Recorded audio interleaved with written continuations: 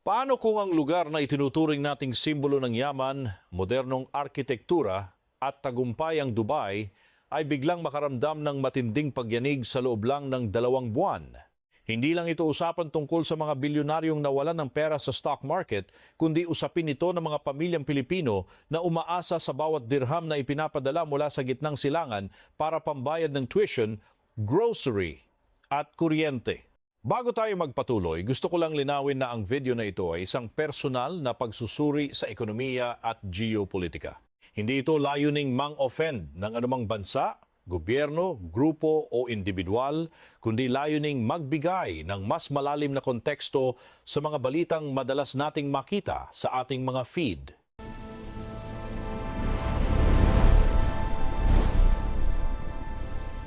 Para sa maraming Pilipino, ang Dubai ay hindi lang isang lungsod sa disyerto, ito ay parang isang pangarap na may aircon.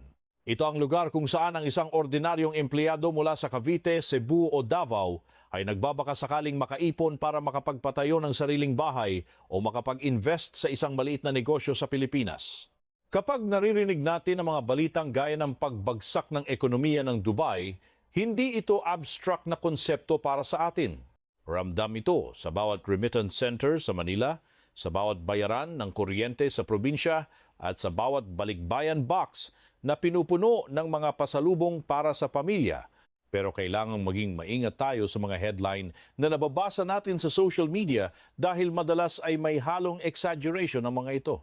Ang linyang nawala ang 30% ng ekonomiya ng Dubai sa loob ng 2 buwan ay kailangang tingnan ng may kritikal na pag-iisip dahil ang opisyal na datos ay hindi naman nagpapakita ng isang literal na GDP collapse.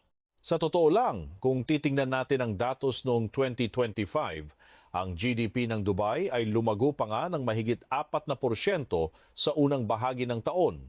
Ang real estate at construction ay patuloy na tumataas at ang turismo ay tila buhay na buhay pa rin sa mga mall at hotel. Gayunpaman, sa tingin ko, ang tunay na kuwento rito ay hindi ang kabuuang pagguho, kundi ang tinatawag nating stress test sa imahe ng Dubai bilang isang perpektong economic paradise. Ang nararamdaman natin ngayon ay ang pagyayanig sa pundasyon ng tiwala na siyang tunay na gasolina ng kanilang ekonomiya. Kung titingnan natin ng realistiko, ang Dubai ay parang isang high-speed economic machine na umaandar hindi dahil sa dami ng kanilang langis, kundi dahil sa dami ng tiwala ng mga dayuhang investors at manggagawa. Kapag ang tiwala na iyon ay nagsimulang manginig, kahit ang pinakamataas na skyscraper sa mundo ay makakaramdam ng bigat ng lupa sa ilalim nito. Sa mas practical na pananaw, ang Dubai ay nagbebenta ng isang imahe, isang ligtas, mayaman, at futuristic na paraiso sa gitna ng isang rehiyong madalas ay may gulo.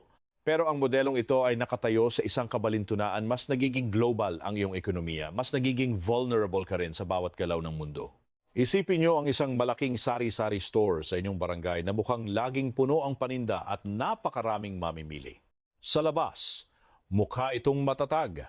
Pero sa likod ng counter, ang may-ari ay nakadepende sa delivery ng suppliers, sa pautang ng bangko, at sa kakayahan ng mga kapitbahay na magbayad ng kanilang mga utang. Kapag biglang tumaas ang presyo ng gasolina para sa delivery, o kaya naman ay humina ang kita ng mga mamimili dahil sa inflation, biglang makikita mo kung gaano kasensitibo ang buong tindahan. Ganyan din ang Dubai sa pandaigdigang entablado. Sila ang switchboard ng pera, tao at kalakal sa pagitan ng Asia, Europe at Africa. Ang tunay na produkto ng Dubai ay hindi lang ang mga luxury condo, naglalakihang mall o mga 7 bituing hotel. Ang pangunahing produkto nila ay confidence, yung kumpiyansa na ang pera mo ay ligtas doon, na mabilis ang takbo ng negosyo at hindi mo kailangang mag-alala sa mga tax o sa pabago-bagong batas. Kaya naman, ang Dubai ay naging paboritong parking lot ng pera para sa mga bilyonaryo mula sa Russia, India, China at Europe. Sa mundong maraming bansa ang may mataas na buwis, sanctions o gulo sa politika, ang Dubai ang nagsilbing takbuhan ng mga kapitalista na gustong palaguin ang kanilang kayamanan ng walang masyadong istorbo. Kung ilalapit natin ito sa buhay ng ordinaryong Pilipino, ang ganitong sistema ay may direktang epekto sa atin. Kapag ang isang OFW sa Dubai ay nagtatrabaho sa isang hotel o sa isang construction site, ang kanyang sahod ay hindi galing sa balon ng langis, kundi galing sa bulsa ng mga dayuhang turista at investors na ito. Hindi kailangang maintindihan ng ating mga kababayan ang bond market o ang galaw ng stock exchange para maramdaman ang epekto ng paghina ng ekonomiya. Kapag nagsimulang mag-alangan ang mga investors, ang unang nawawala ay ang overtime pay, sunod na mga bonus at kung hindi pa pala rin ay ang mismong trabaho. Sa tingin ko, ang real estate boom ng Dubai ay isa sa mga pinakamalaking makina ng pangarap. Pero ito rin ang pwedeng maging makina ng matinding pressure. Kapag mabilis ang pag-angat ng presyo ng mga bahay at kondo, lahat ay gustong sumali sa fiesta dahil mukhang madali ang kita, parang piyesta sa isang barangay sa Pilipinas. Lahat ay may kita dahil ang lahat ay bumibili at nagtitinda, may nagbebenta ng barbecue, may nagpapaupa ng parking, may nagpaparenta ng sound system. Pero kapag natapos na ang piyesta at sobra-sobra pala ang inihandang paninda na hindi naman naubos, doon na nagsisimula ang lugi. Sa real estate ng Dubai, ang tawag natin dito ay oversupply. Mas marami ang mga itinayong units kaysa sa mga taong talagang gustong tumira o uupa sa mga ito. Ang Reuters at Fitch ay nagbabala na maaaring bumaba ang presyo ng mga bahay sa Dubai ng hanggang 15% sa pagtatapos ng 2025 hanggang 2026. Para sa mga kababayan nating nagtatrabaho bilang real estate brokers, architects, engineers, o kahit mga cleaners sa mga naglalakihang tower na ito, ang bawat porsyentong ibinababa ng presyo ay katumbas ng bawas na kumpiyansa ng kumpanya na kumuha ng mas maraming tao. Isipin nyo na lang ang mga condo boom sa Manila, lalo na sa mga areas na malapit sa mga call centers o dating POGO hubs. Kapag nawala ang mga umuupa, ang mga building na dating puno ng buhay ay nagiging mga ghost towers at ang mga negosyong nakapaligid dito ay unti-unti ring humihina. Sa Dubai, mas malaki ang scale nito dahil hindi lang local buyers ang usapan. Kapag ang Russian money ay biglang nabawasan dahil sa mga geopolitical sanctions o ang mga Chinese investors ay nagpasyang ibalik ang kanilang pera sa sariling bansa, ang mga mega projects sa Dubai ay madaling maapektuhan. Kung titingnan natin ng realistiko, ang Dubai ay nagpapakita ng resilience noon pa man, gaya noong 2008 financial crisis, pero ang kasalukuyang sitwasyon ay iba dahil sa tindi ng geopolitical risk sa Middle East. Kahit sabihin nating hindi na sila gaanong dependent sa langis, hindi pa rin sila immune sa bawat putok ng balita sa rehiyon. Ang Dubai ay bahagi ng United Arab Emirates. At kahit ang kanilang ekonomiya ay diversified na, ang kabuuan ng kanilang logistics, aviation, at tourism ay nakatali sa seguridad ng mga dagat at himpapawid sa paligid nila. Kapag may tension sa Red Sea o sa Strait of Hormuz, tumataas ang presyo ng insurance para sa mga barkong nagdadala ng kalakal. Sa mas praktikal na pananaw, ang pagtaas ng insurance cost sa shipping at ang banta sa seguridad ay parang dagdag na toll fee o parking fee sa isang negosyo. Sa dulo, ang consumer pa rin ang magbabayad nito. At sa kaso ng Dubai, ang mga foreign investors ang unang nakakaramdam ng takot na baka hindi naligtas ang kanilang mga assets. Para sa pamilyang Pilipino, ang ganitong geopolitical tension ay parang presyo ng gasolina sa Petron o Shell na malapit sa inyo. Hindi mo man alam kung nasaan ang Strait of Hormuz sa mapa, mararamdaman mo ang epekto nito kapag ang 10 pisong dagdag sa bawat litro ay nagresulta sa mas mahal na pamasahe sa jeep at mas mahal na presyo ng bigas. Ang Dubai story, kung susuriin nating mabuti, ay hindi lang kwento ng mga bilyonaryo sa disyerto. Ito ay kwento ng global supply chain na konektado hanggang sa ating mga hapagkainan. Kapag ang logistics hub na gaya ng Dubai ay nakaramdam ng pagbagal, ang ripple effect nito ay aabot sa Southeast Asia. Kung ilalapit natin ito sa buhay ng ating mga OFWs, ang tourism, aviation at services sector ng Dubai ang tinatawag nating soft belly ng kanilang glamorous economy. Ang mga sektor na ito ay napakasensitibo sa kumpiyansa ng mga tao na bumiyahe at gumastos ng pera sa labas ng kanilang bansa. Isipin nyo ang mga kababayan natin na nagtatrabaho sa Emirates, sa mga luxury hotels sa Palm Jumeirah o sa mga malalaking shopping mall. Kapag ang isang turista mula sa Europe o Amerika ay nagdesisyong huwag nang tumuloy sa Dubai dahil sa takot sa gulo sa rehiyon, Ang hotel ay mawawala ng booking at ang service charge na inaasahan ng ating mga workers ay mababawasan. Parang mga call center din ito sa Pilipinas kapag stable ang mga foreign clients, tuloy-tuloy ang hiring at maganda ang mga incentives. Pero kapag ang mga kumpanya sa Amerika o Europe ay nagsimulang maghigpit ng sinturon dahil sa pandaigdigang kawalan ng kasiguraduhan, biglang may mga optimization na nagaganap na madalas ay nangangahulugan ng bawas sa benepisyo o trabaho. Sa Dubai, kapag ang mga global elites ay nagsimulang mag-alinlangan, ang unang tinatamaan ay hindi ang mga bilyonaryong may-ari ng mga kumpanya, kundi ang mga libu-libong manggagawa na nagpapatakbo ng mga serbisyong ito araw-araw. Ito ang realidad na madalas ay hindi nakikita sa mga makikinang na Instagram posts ng mga influencers. Sa tingin ko, ang pag-unawa sa Dubai ay nangangailangan ng pag-unawa sa tinatawag nating soft sectors. Ang Dubai ay mukhang napakapatas at napakatigas dahil sa mga bakal, salamin at naglalakihang skyscraper nito, pero ang malaking bahagi ng lakas nito ay nakatali sa mga sektor na madaling yanigin ng emosyon at pandaigdigang balita, ang turismo, hospitality, retail, at aviation. Kapag malakas ang tourism, puno ang mga hotel, buhay na buhay ang mga restaurant at umaapaw ang mga tao sa mga mall. Ibig sabihin nito, mataas ang airline traffic at maraming trabaho para sa mga flight attendants, hotel staff, chefs at retail assistants. Dito nakatali ang libu-libong manggagawang Pilipino na nagpapatakbo sa mga serbisyong ito araw-araw. Pero sa mas praktikal na pananaw, ang turismo ay isang confidence-sensitive na industriya. Kung may nararamdamang pangamba ang mga tao dahil sa global slowdown, mga ulat ng digmaan sa rehiyon, o kahit mga issue sa visa at airline disruptions, mabilis itong makikita sa dami ng bookings. Ang dating punong-puno na lobby ng hotel ay pwedeng tumahimik sa loob lang ng ilang linggo. Para sa mga Pilipino sa Dubai, ang anumang pagbagal sa hospitality sector ay nangangahulugan ng mas kaunting shifts, bawas na overtime at mas mahinang job mobility. Sa Pilipinas, mahalaga ito dahil ang mga remittances natin ay hindi lang mga numero sa macroeconomic data. Ang mga ito ay monthly survival systems na nagpapakain sa mga pamilya sa probinsya. Kung ilalapit natin ito sa ating sariling karanasan, parang ang mga call center o BPO sa Pilipinas, ang Dubai Tourism. Kapag stable ang mga foreign clients sa US o Europe, tuloy ang hiring at maganda ang night differential. Pero kapag nagpasya ang mga kliyente na magtipid dahil sa takot sa recession, ang unang nararamdamang ating mga kababayan ay ang pag-freeze ng hiring o ang tinatawag na restructuring.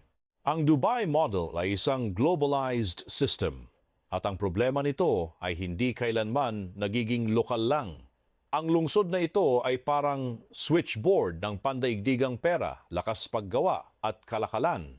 Dahil dito, anumang shock o pagyanig sa Dubai ay nagkakaroon ng ripple effect sa Asia, Europe, Africa at lalo na sa mga migrant-sending countries tulad ng Pilipinas. Kung titingnan natin ng realistiko, ang Dubai ay isang node o sentro sa pandaigdigang sistema. Hindi lang ito isang lungsod, ito ay koneksyon.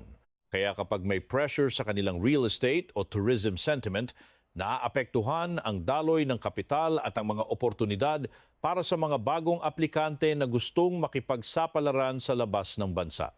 Ang bentahe ng pagiging isang global hub ay ang pagkakaroon ng maraming sources ng demand. Kapag mahina ang Europe, baka malakas ang Asia. Kapag humina ang turismo, baka bumawi ang finance. Pero ang diversification ay hindi nangangahulugang mawawala ang risk. Ipinapakita nito na kumakalat lang ang panganib, pero kapag sabay-sabay ang pressure, nagiging systemic stress ito. Isipin niyo ang isang pamilyang Pilipino na may 3 pinagkukunan ng kita. Ang tatay ay nasa Dubai, ang anak ay nasa BPO sa Manila, at ang nanay ay may sari-sari store sa barangay. Pero kapag tumaas ang presyo ng gasolina, biglang tataas ang bayarin sa kuryente, hihina ang benta sa tindahan dahil nagtitipid ang mga kapitbahay at baka mabawasan pa ang pinapadalang remittance.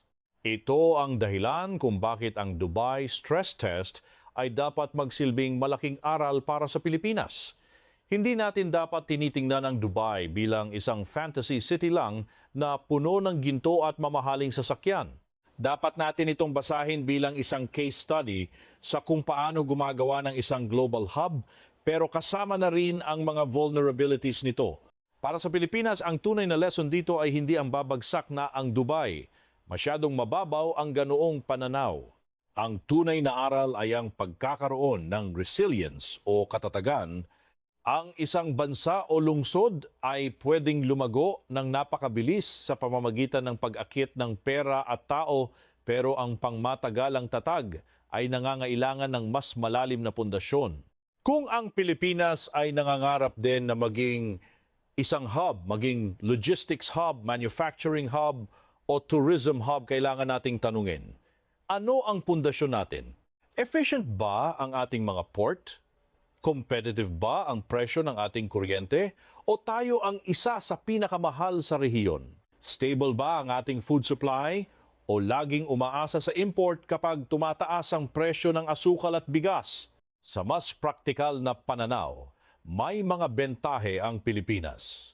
Ang ating young workforce, ang galing natin sa English, ang malawak na network ng mga OFWs at ang ating strategic location.